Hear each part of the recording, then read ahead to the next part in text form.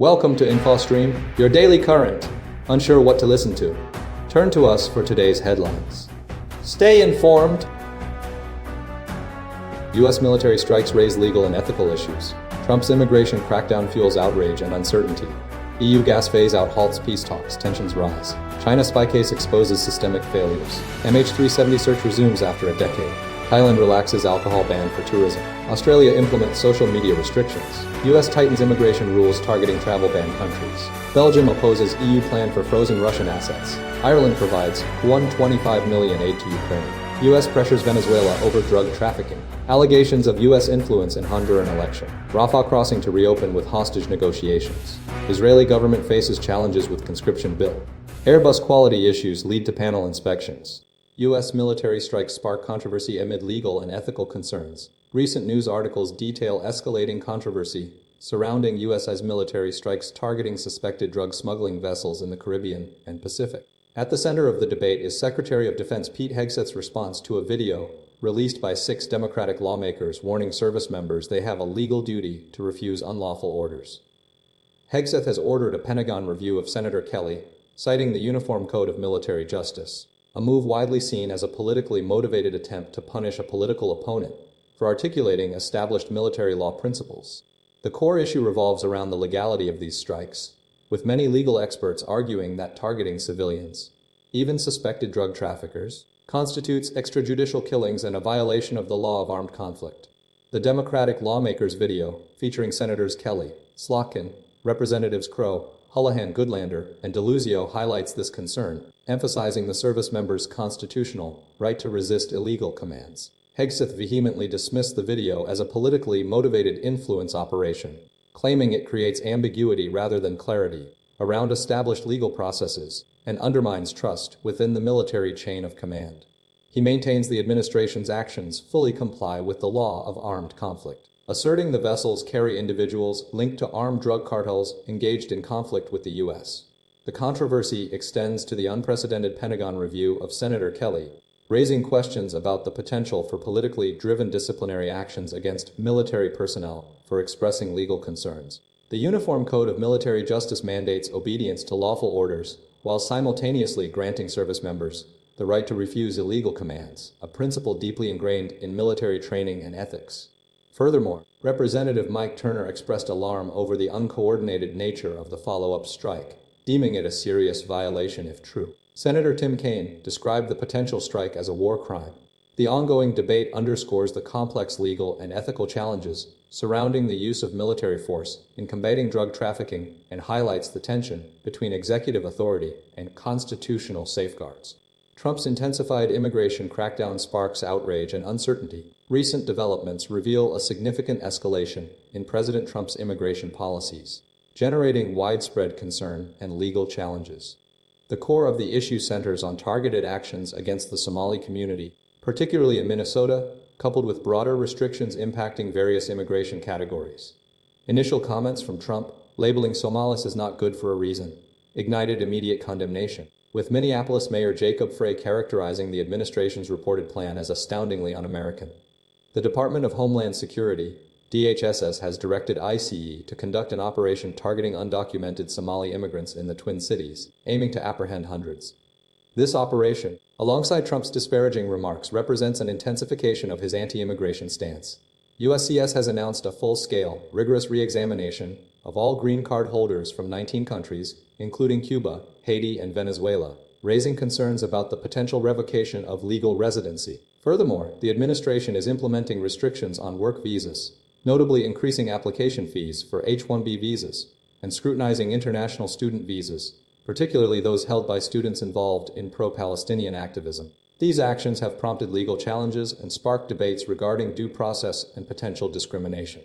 The administration's efforts extend beyond the Somali community. DHS is actively reviewing green card statuses, and student visa revocations have surged. The administration is also attempting to restrict visas for international students, particularly those involved in pro-Palestinian activism. These policies have created a climate of uncertainty for immigrants and legal residents. The administration's actions are prompting legal challenges, with critics arguing they violate constitutional protections and principles of fairness. The scope of the re-examination of green cards and student visas represents a massive undertaking, potentially impacting tens of thousands of individuals. The administration's focus on specific immigrant groups, coupled with broader restrictions, has fueled accusations of discrimination and raised serious questions about the future of immigration in the United States.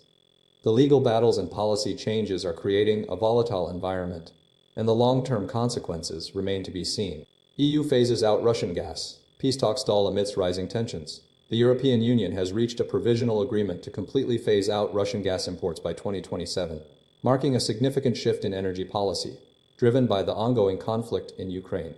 This follows a substantial reduction in imports, currently at 13% compared to the initial 45% at the start of the war. Simultaneously, Russia, through President Vladimir Putin, has signaled no breakthrough in peace negotiations with Ukraine and Europe, stating its readiness to initiate war if provoked.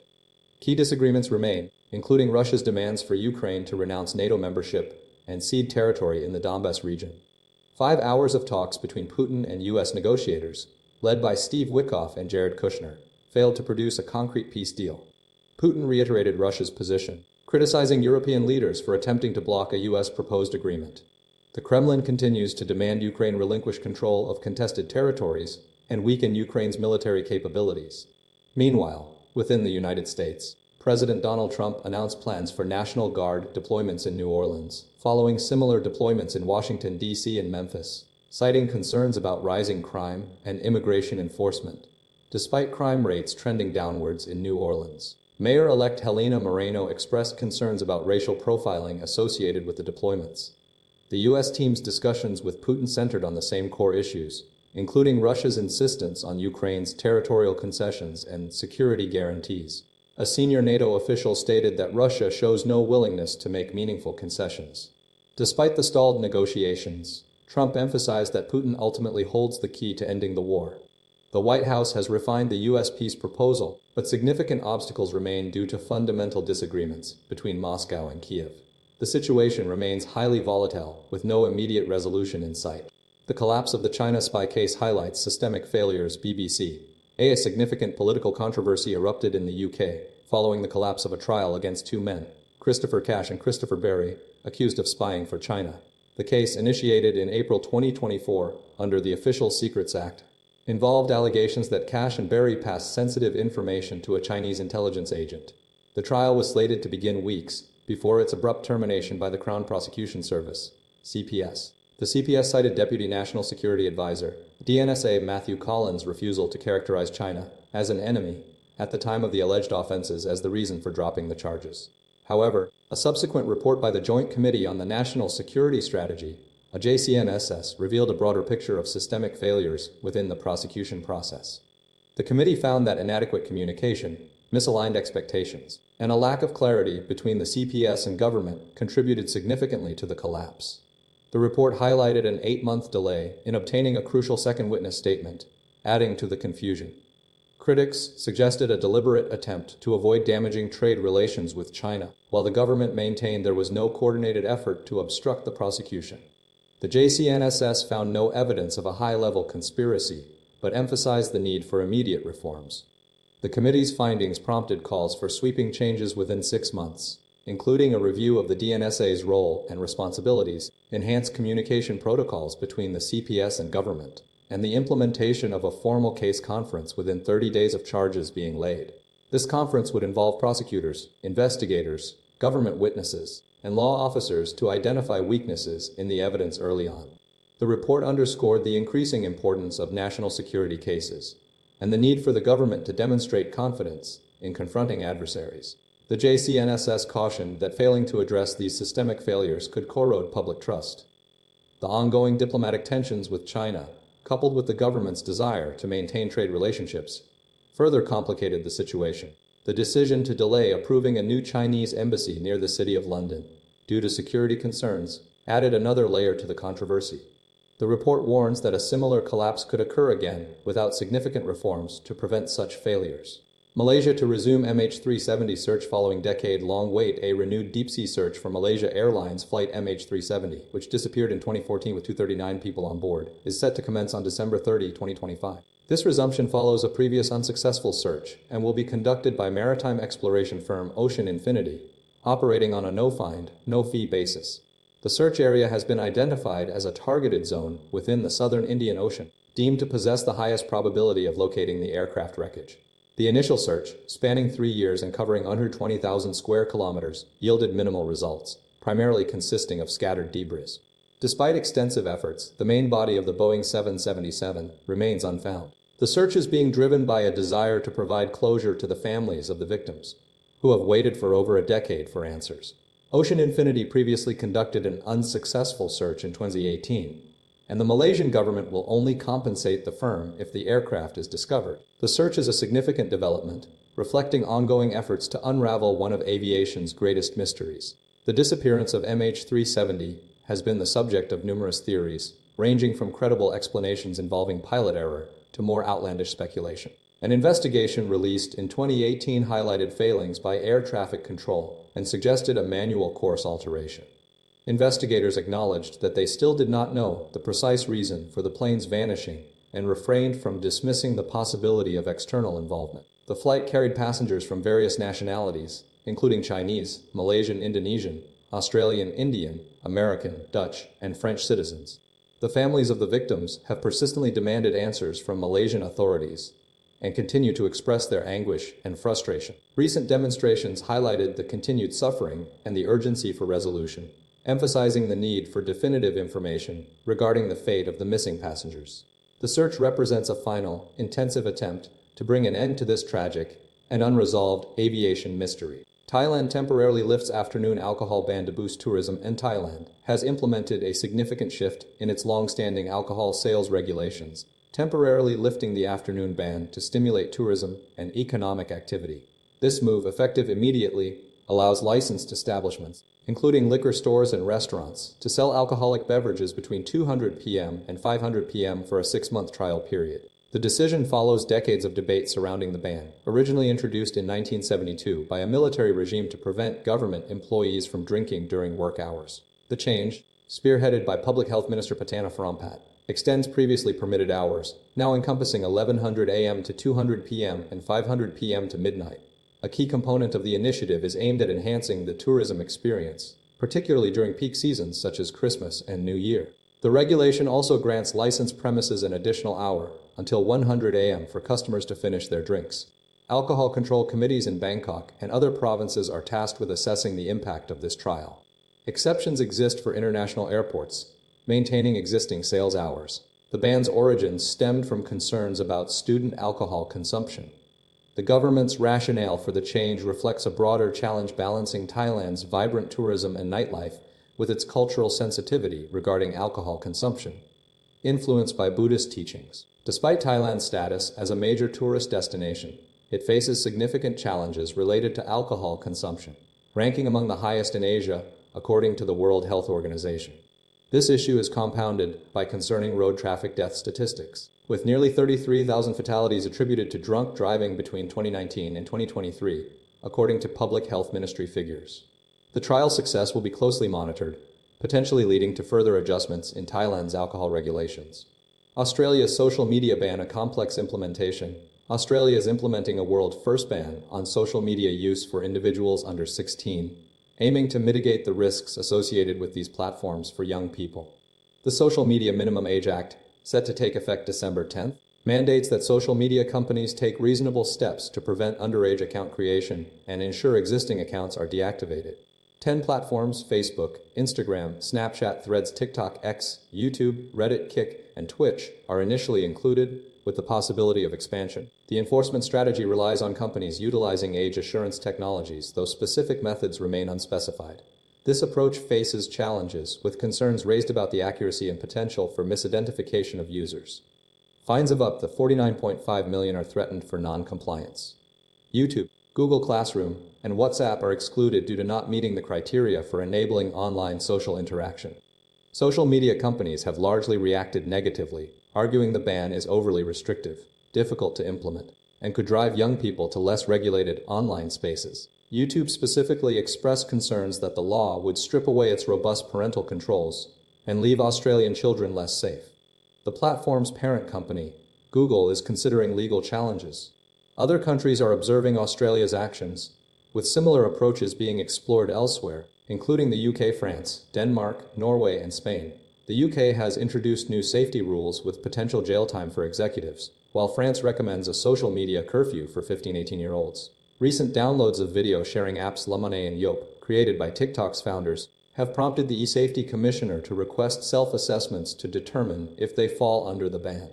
YouTube has stated that it will comply with the new regulations, but expressed concerns that the law will not make Australian children safer. Communications Minister Annika Wells responded by stating that YouTube was highlighting the dangers of its platform, which she deemed a problem for the platform to fix. The government is encouraging platforms to use multiple methods and cannot rely on users declaring their age or parents vouching for their children. U.S. tightens immigration restrictions targeting travel ban countries. The United States government has implemented a significant tightening of immigration policies, halting all citizenship ceremonies and final adjudication of immigration applications linked to individuals originating from 19 countries previously subject to a travel ban. This decision, outlined in an internal memo obtained by CBS News and confirmed by USCIS spokesman Matthew Tragesser, follows reports suggesting Donald Trump is contemplating expanding the initial ban to include up to 30 nations. The move comes in the wake of last week's shooting in Washington, D.C., where a suspect, an Afghan national residing in the U.S., resulted in the death of one National Guard soldier and the critical condition of another. USCIS has directed immigration agents to pause all naturalization ceremonies and freeze the final stages of immigration applications. The memo explicitly states that no approvals or denials, nor the completion of oath ceremonies, are to proceed. This action represents a further escalation of immigration restrictions, following a previous decision to halt all asylum decisions. USCIS is also reviewing green card visas issued to migrants from the affected nations. Several immigration lawyers report that citizenship hearings have been canceled for clients, including those from Venezuela, Iran, and Afghanistan, highlighting the direct impact of these restrictions. The naturalization ceremony, a customary event involving up to 5 years of application processing and the recitation of an oath of allegiance, is now suspended. The administration's stated goal is to ensure that individuals becoming citizens meet stringent criteria, viewing citizenship as a privilege rather than an inherent right. The ongoing review of green card visas and the potential expansion of the travel ban underscore a heightened focus on immigration control within the current administration.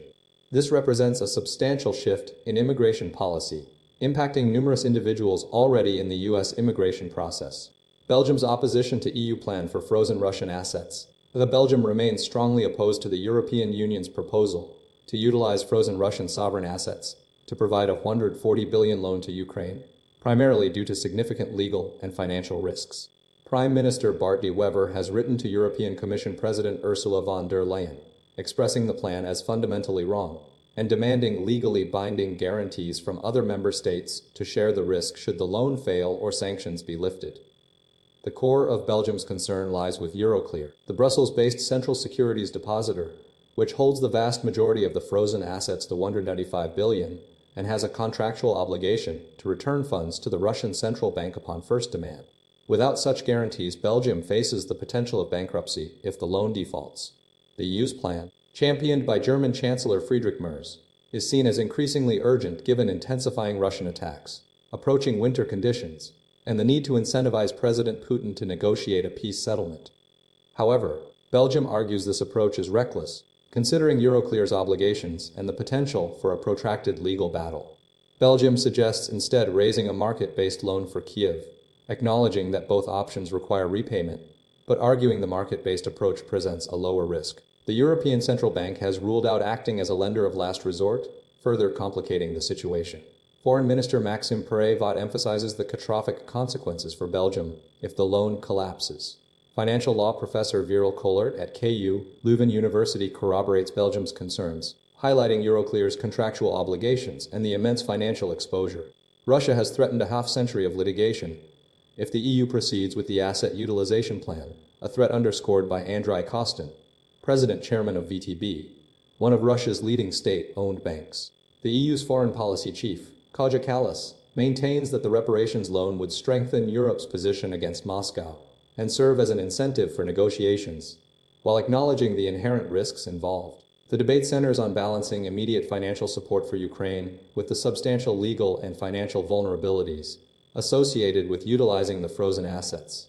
Ireland boosts support for Ukraine with a $125 million package. The Irish government has announced a significant $125 million investment in support for Ukraine, marking a pivotal moment in the ongoing international effort to aid the country.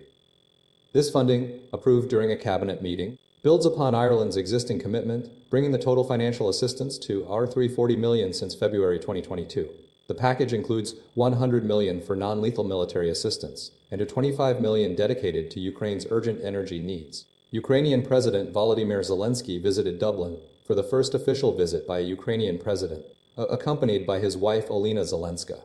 The visit included a guard of honor, meetings with Irish leaders, and a signing of the visitors' book at Airbus and Outrage. Zelensky also addressed both houses of the Irish Parliament, the Dáil and Seanad, and attended the inauguration of the Ireland-Ukraine Economic Forum. Ireland's support extends beyond financial aid. The government is proposing participation in an international claims commission to address damages and losses resulting from Russian actions in Ukraine. Furthermore, Ireland has welcomed over 120,000 Ukrainian refugees, with approximately 80,000 currently residing in the country. Zelensky expressed gratitude for Ireland's generosity and highlighted the importance of the partnership between the two nations, aiming for Ukraine's eventual membership in the European Union. He emphasized the ongoing prayers for peace and the hope for a swift end to the conflict. Ukrainian communities across Ireland, including those attending Ukrainian mass services, continue to demonstrate resilience and hope for a peaceful resolution. Long-term resident Mikhailo Fedonishin, who has lived in Ireland for over 20 years, voiced optimism about the eventual return to normalcy for his relatives in Ukraine and the success of peace negotiations. The situation remains deeply concerning for Ukrainian refugees, who are grateful for the support they have received from Ireland and the global community. U.S. intensifies pressure on Venezuela amid drug trafficking concerns. The United States is escalating its involvement in Venezuela, primarily driven by concerns over drug trafficking, particularly the influx of fentanyl and cocaine into the U.S.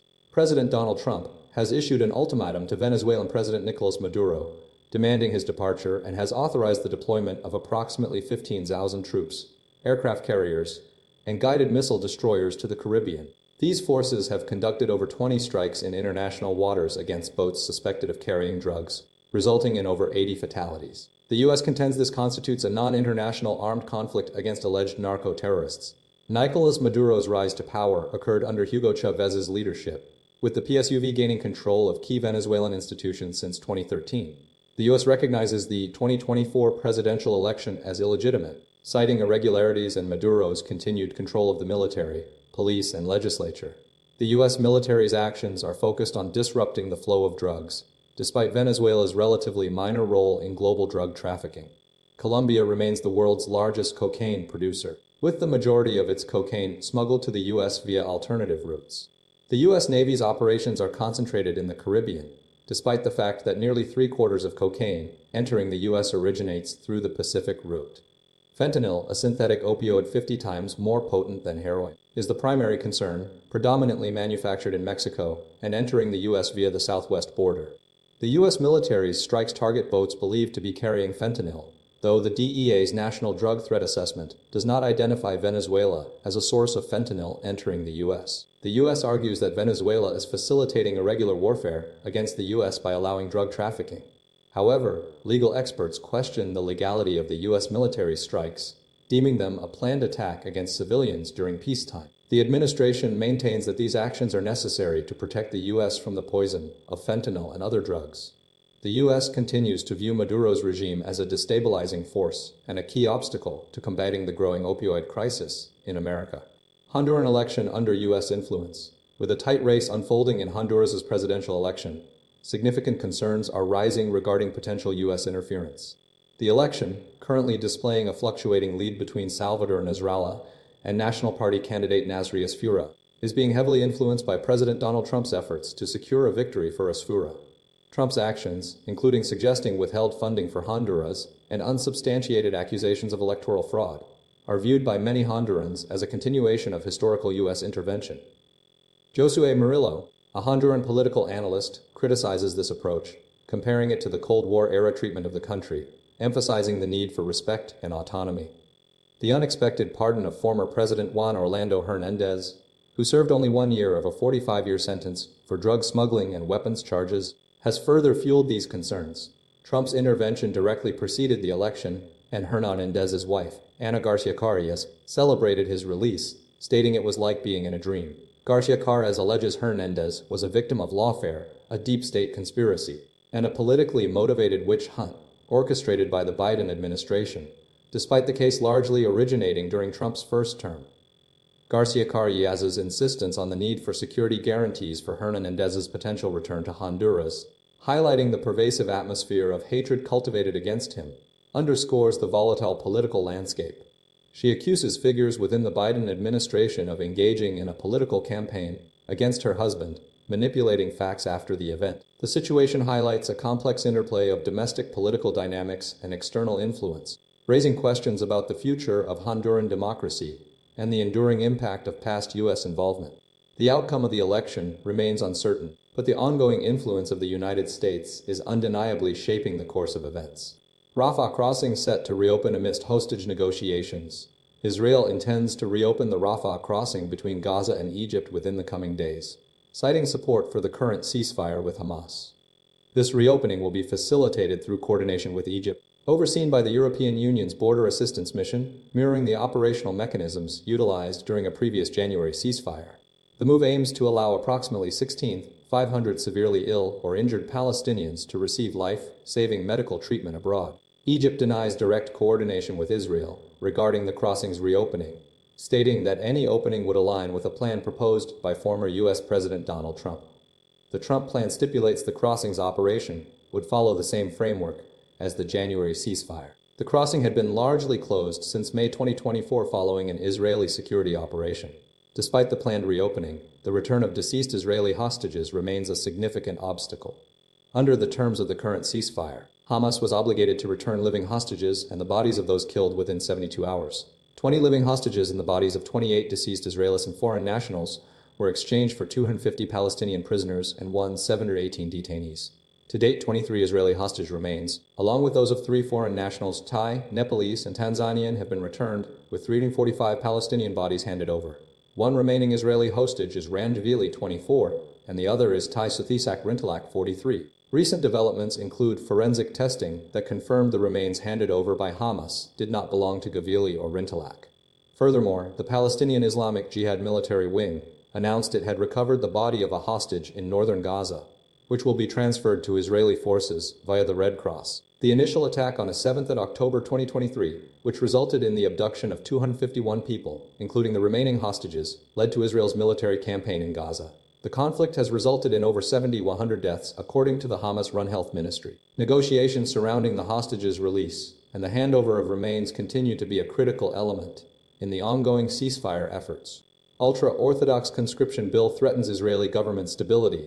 A critical crisis is unfolding in Israel due to a proposed conscription bill targeting ultra-Orthodox men, threatening the stability of Prime Minister Benjamin Netanyahu's government and deeply dividing the nation. The bill seeks to end exemptions granted to ultra-Orthodox men enrolled in full-time religious study, a long-standing arrangement established since Israel's inception.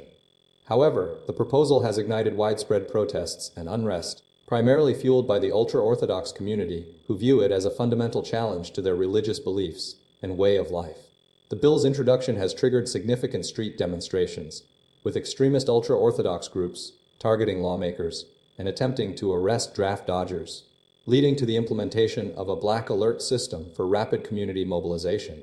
The government's attempt to draft approximately 10,000 yeshiva students within 2 years is seen as a revolution by Netanyahu, but faces strong opposition within the coalition and from the courts. The ultra-Orthodox community, which has more than doubled its population share over 7 decades, represents roughly 14% of Israel's population and has long resisted mandatory military service. The proposed conscription has exposed deep divisions within the community, with some factions considering supporting the bill while others vehemently oppose it. Key figures involved include Prime Minister Netanyahu, who relies on the ultra-Orthodox parties for his government's survival amidst corruption charges, and opposition leader Yair Lapid, who has condemned the draft as a disgrace.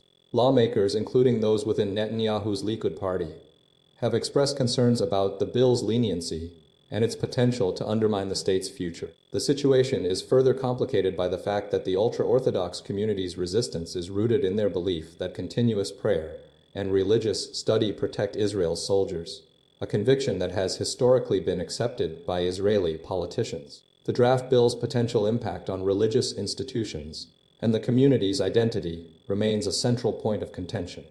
The bill's passage is uncertain, and its failure would likely trigger another government collapse, further destabilizing Israel's political landscape ahead of upcoming elections. The debate highlights a fundamental conflict between religious tradition and national service, a core issue shaping Israel's identity and future. Airbus panel inspection triggered by quality issue. The Airbus is undertaking a comprehensive inspection of approximately 600 aircraft, primarily the A320 family, following the identification of a supplier quality issue concerning metal panels. The inspection, described as a conservative approach, aims to determine which planes are affected by panels that were found to be either overly thick or too thin, specifically located at the front of the aircraft. Airbus assures that this issue does not compromise flight safety, and that only inspections will reveal the need for corrective action. The inspection includes 168 planes already in service, alongside a further 432 aircraft that are yet to be delivered. Following the discovery, Airbus has confirmed that the source of the problem has been contained, and all newly produced panels now meet stringent requirements. This development follows a significant disruption earlier in the month, when thousands of Airbus aircraft were grounded for an emergency software update. A plane traveling between the US and Mexico experienced a sudden loss of altitude, resulting in injuries to 15 passengers. Over 6,000 aircraft required updates, causing widespread global flight cancellations, particularly during the busy travel period surrounding Thanksgiving in the United States. Several major airlines, including British Airways, American Airlines, Lufthansa Group, including SWAS, ITA Airways and Eurowings, Korean Air and Delta, have been contacted for comment. Delta reported that its teams have completed the necessary work with no operational impact. Lufthansa confirmed immediate inspections of 11 recently delivered aircraft and emphasized the guaranteed safety of its fleet. Korean Air is awaiting further information from Airbus. Airbus shares have experienced a decline of over 6.5% in the past 5 days, reflecting investor concerns surrounding this quality issue and the broader impact on the company's operations. The inspection process is ongoing, and the timeline for repairs remains unspecified. The company's priority is to ensure the continued safety and operational integrity of its aircraft.